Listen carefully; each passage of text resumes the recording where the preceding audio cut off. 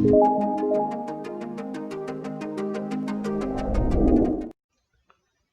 day everyone! Welcome back to General Mathematics.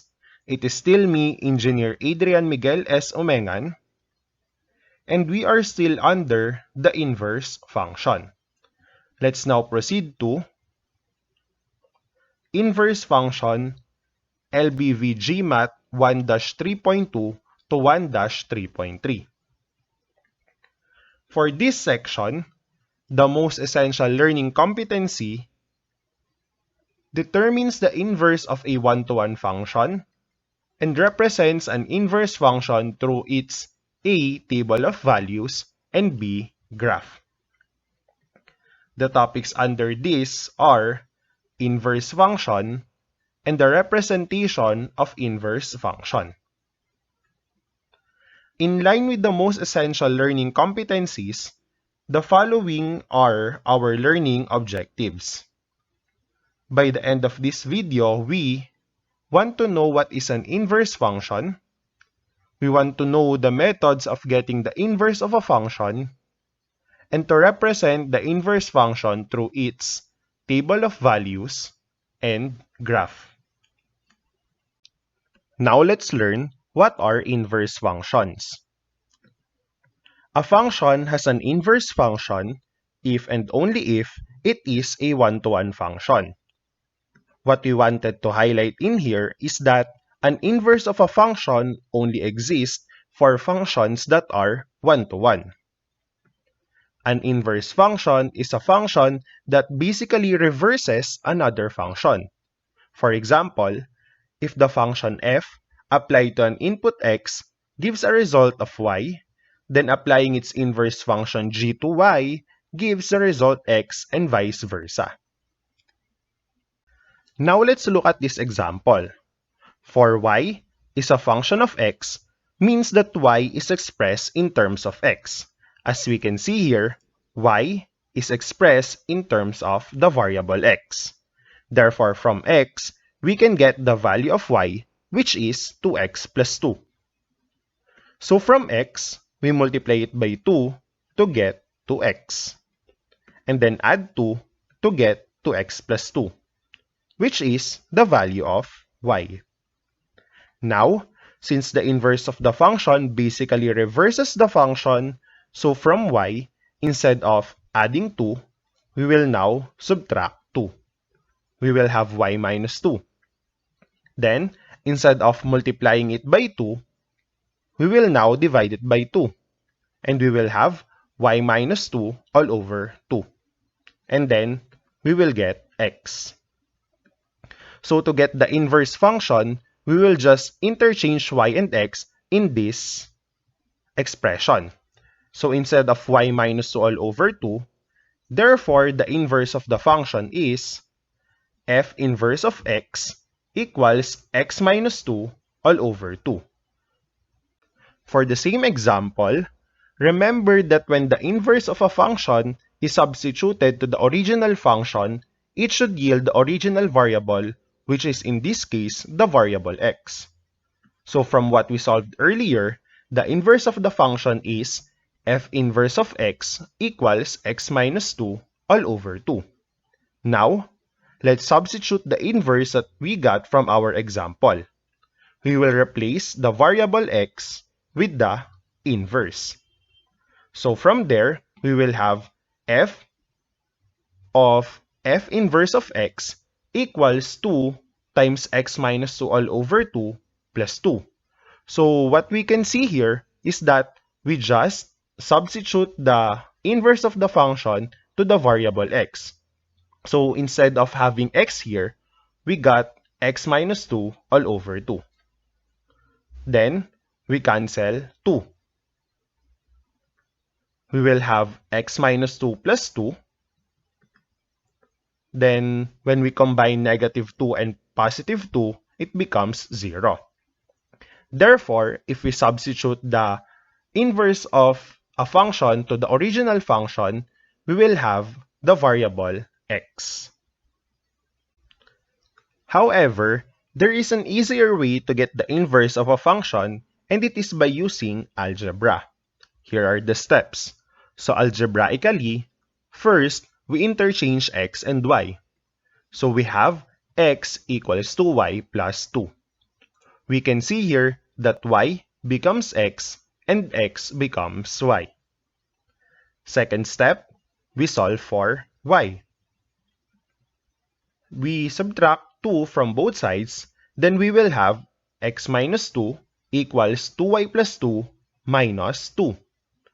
And if we combine positive 2 and negative 2, it will become 0. Now we will have x minus 2 equals to y. Since we are solving for y, we divide both sides by 2.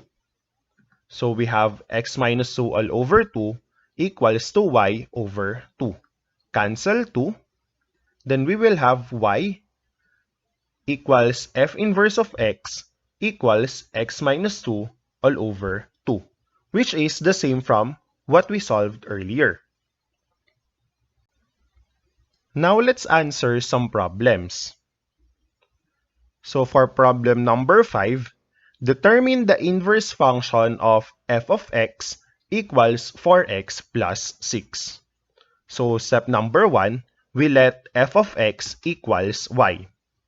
So we will have y equals 4x plus 6. Next step, we interchange x and y. So we will have x equals 4y plus 6. And then step number 3, we solve for y. Now, we will subtract 6 from both sides and then we will have x minus 6 equals 4y plus 6 minus 6.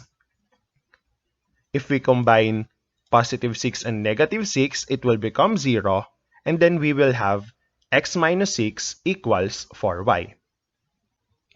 Since we are only solving for y, we divide both sides by 4. So we have x minus 6 all over 4 equals 4y over 4.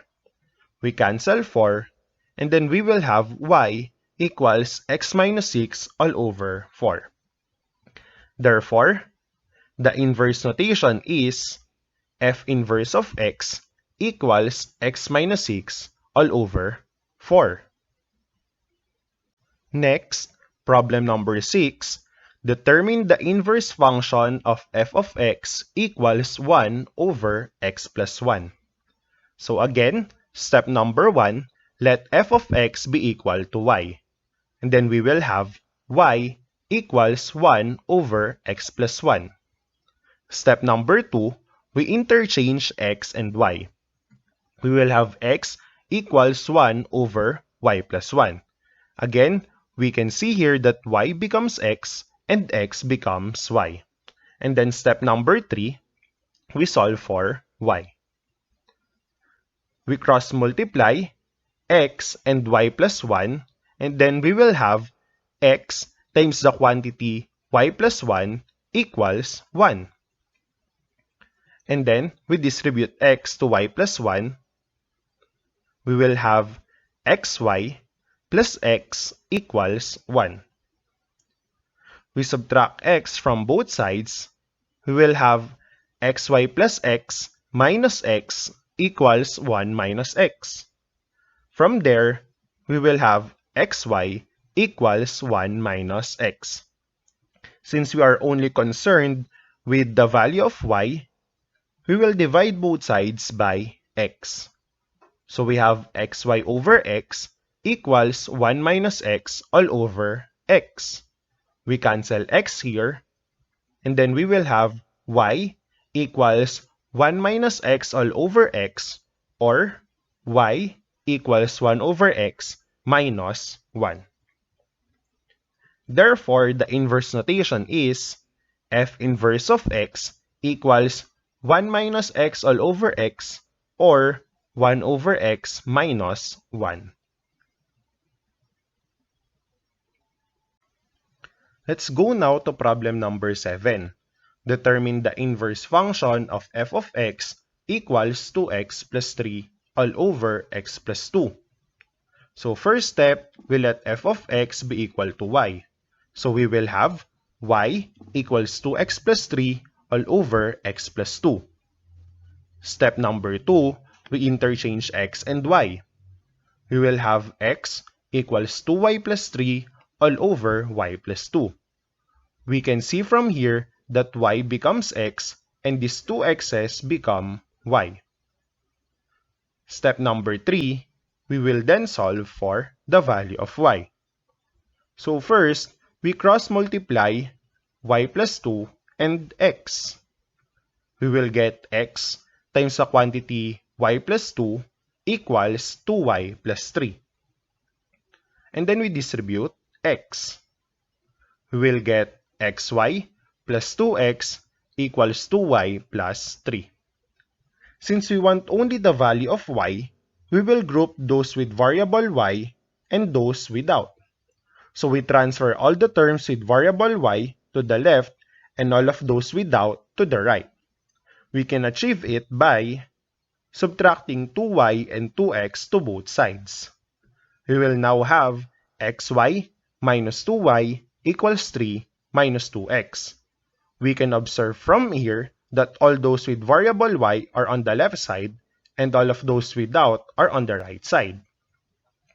Next step, we factor out y. So we have y times x minus 2 equals 3 minus 2x. Since we are only concerned with the value of y, we divide both sides by x minus 2. So we have y times x minus 2 all over x minus 2 equals 3 minus 2x all over x minus 2. And then we cancel x minus 2 from the left side. We will now have y equals 3 minus 2x all over x minus 2. Therefore, the inverse notation is f inverse of x equals 3 minus 2x all over x minus 2. Now that we are done with solving of the inverse of a function algebraically, what if we are given a table of values? When we are given the table of values or the set of points of a given function, we have a different approach. To determine the inverse x and y values of the given set of values, for example, this case, just simply interchange the values of x and y. So for the example, we have here the set of points negative 2, negative 2, negative 1, 2, 0, 6, and 1, 10. So, to get the inverse of this set of values, we will just interchange the x and y values. So instead of having negative 2 and negative 2, we will have negative 2 and negative 2. Instead of having negative 1, 2, we will just interchange the values and then we will have 2, negative 1. Instead of having 0, 6, we interchange the values, we will now have 6, 0. And instead of having 1 and 10, we will have 10, 1. Therefore, the inverse of this set of values is this set of values. Now let's answer some problems. For problem number 8, determine the x values of the inverse of the given set of values. We have here the set 1, 2, 5, 4, 7, 6, and 9, 8. So to get the inverse of this set of values, we will just interchange the x and y values. So for 1, 2, we have 2, 1. And for 5, 4, we have 4, 5. For 7, 6, we have 6, 7. And then for 9, 8, we have 8, 9. And correspondingly, they are the x and y values of the inverse of the set of values. Now, since we are only concerned with the x values, so we will get the x values. So in this case, we have 2, 4, 6, and 8. Now, how do we graph the inverse of a function? The graph of a function f of x and the graph of the inverse function f inverse of x are symmetric with respect to the line given by y equals x. So the characteristic of the function and its inverse is that they are symmetrical or mirror image of each other with respect to the line y equals x. So whenever you are given the graph of the original function and was asked to find the graph of its inverse or vice versa, just draw the line y equals x and then draw the mirror image of the given. For our examples, we will show the symmetry of the function and its inverse is with respect to y equals x. For example, we are given a set that contains the following points: points 2, 1, 3, 2, 4, 3, and 5, 4. This set represents our function. First, let's plot the points. Point 2, 1, point 3, 2, point 4, 3, and then point 5, 4. When we connect them by a straight line, this red line represents the graph of our function. Now for its inverse, we will just interchange the x and y values. We will have 1, 2, 2, 3, 3, 4, and 4, 5, and this represents the inverse of our function. Next, let's plot them. Point 1, 2 is here, and then the point 2, 3, next the point 3, 4, and last the point 4, 5. And then we connect them. This blue line represents the inverse of our function. And the line y equals x is this line. We can see that when x is 1, y is also equal to 1. And when x is 2, we can see that y equals 2. And so on. Now that we have the graph of the inverse and the function itself, also the line y equals x, we can observe that the function and its inverse are mirror image of or symmetrical to each other with respect to the line y equals x. For our next example, we have here the function f of x equals 3x plus 2. First, let's get its inverse. Step number 1, let f of x be equal to y. And then we will have y equals 3x plus 2. Step number 2, interchange x and y. We will have x equals 3y plus 2. Step number 3, let's solve for y. We subtract 2 from both sides, and then we will have x minus 2 equals 3y plus 2 minus 2. When we combine positive 2 and negative 2, it will become 0, thus giving us x minus 2 equals 3y. Since we are only concerned with the value of y, we divide both sides by 3. We will have x minus 2 all over 3 equals 3y over 3. Cancel 3, giving us the inverse y equals f inverse of x equals x minus 2 all over 3 equals 1/3 x minus 2/3.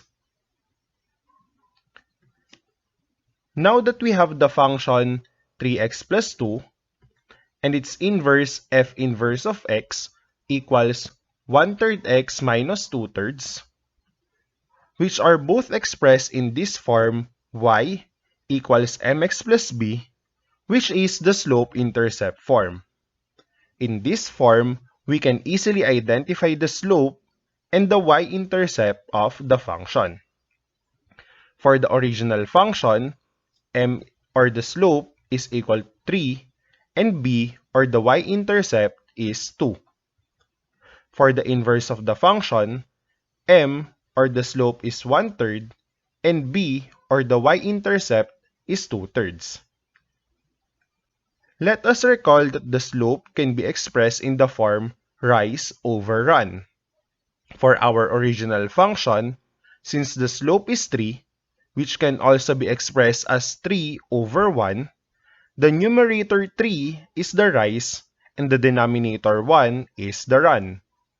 Since both values are positive, it means that they are going towards a positive y and x values, or upwards and to the right respectively. So let's plot this function. We plot the y-intercept 2, which is this point. Then we rise 3 units upward, then run 1 unit to the right. Let's connect them, and in this line represents our original function, y equals 3x plus 2.